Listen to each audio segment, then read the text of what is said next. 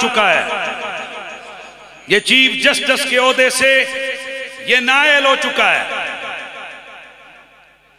हमें मालूम है ये बात सियासतदान नहीं कर सकते, सियासी जमातों के लीडर नहीं कर सकते।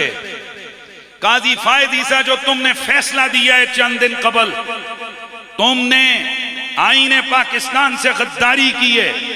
हमारे आईन ने वाज़ेह तौर पर लिखा है कि कोई भी कादियानी अपने दीन की तबलीग नहीं कर सकता और वो अपने मजहब को इस्लाम का नाम नहीं दे सकता।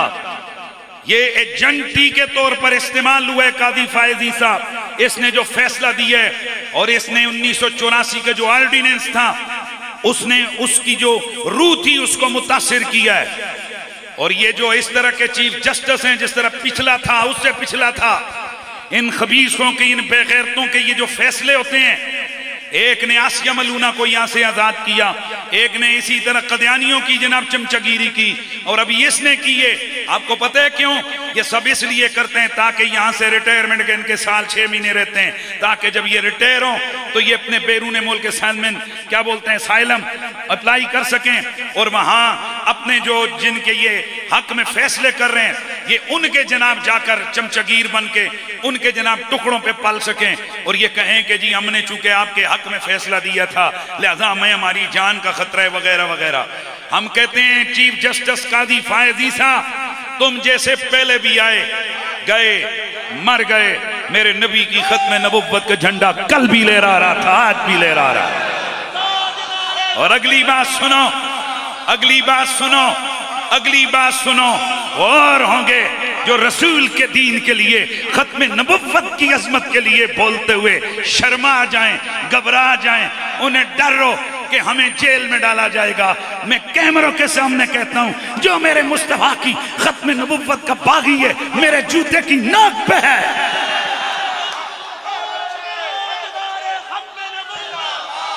ओए तुम्हें पता क्या, जिन्हें आमना के लाल के इश्क का तड़का लगा हुआ हो, जिन्हें वो लज्जत और चस्का मिला हुआ हो, वो डरते नहीं है किसी हुक्मरान की हुक्मरानी से, किसी ओहदेदार की ओहदे की बढ़ोतरी और बड़ाई से।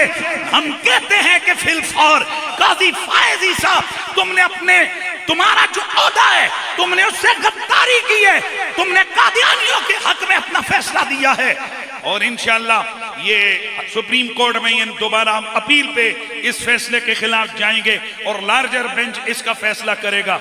और ये फायद ईसा जैसे इंशाअल्लाह, जैसे याद होगा आपको, मैंने एक वक्त कहा था एक खास डिक्टेटर के लिए, जब हमें पाकिस्तान के अंदर जिस वक्त हुदूद बिल के नाम पर बेहयाई की हिमायत में कानून बनाया गया था, ये फकीर है जिसने सबसे ज्यादा मारें खाई, एक नहीं दो नहीं कितनी बार हमें जेलों में ठोंसा गया।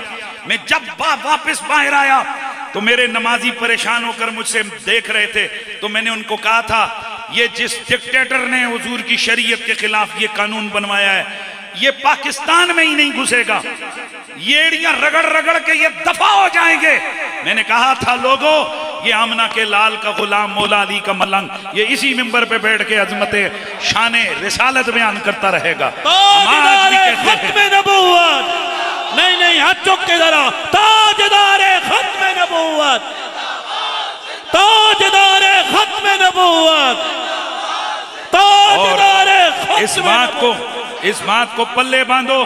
काजी फायद ईसा, हम तुम्हारे इस फैसले की मुजम्मत करते हैं जो तुमने बेशक कादियानियों के हक में फैसला दिया है। हाँ, बतौर इंसान अगर तुम उनसे उनके साथ कोई ज्यादती हुई है तुम जरूर उनके हक में फैसला दो।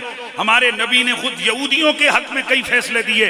खुलफाए राशिदीन के दौर में बाज यहूदियों के साथ ज्यादती हुई, गैर मुस्लिमों के साथ, खुलफाए राशिदीन ने उनके हक में फैसले दिए। हाँ, अगर इनकी इज्जत, इनकी जान, इनके माल के हवाले से उनसे कोई ज्यादती हो रही है तुम जरूर उनके हक में फैसला दो। हमें न कभी तकलीफ होगी और न कभी बोलेंगे। लेकिन तुम का पाकिस्तान के अंदर जो हमारी रेड लाइन है, नामूसे रिसालत का कानून हमारी रेड लाइन है, ताफ़ुज़े खत्म नबुव्वत का कानून हमारी रेड लाइन है। जब तुम इस रेड लाइन को अबूर करोगे वो कोई और गूंगे होंगे जो नहीं बोलते होंगे। हमने हुजूर के नाम के टुकड़े खाए हैं, हम बोलेंगे बोलेंगे बोलेंगे। मार दो हमें, काट दो हमें, जबान काट दो हमारी, गोलियों से हमारा सीना छलनी कर दो, पर हम हुजूर के दीन से गद्दारी नहीं कर सकते हैं।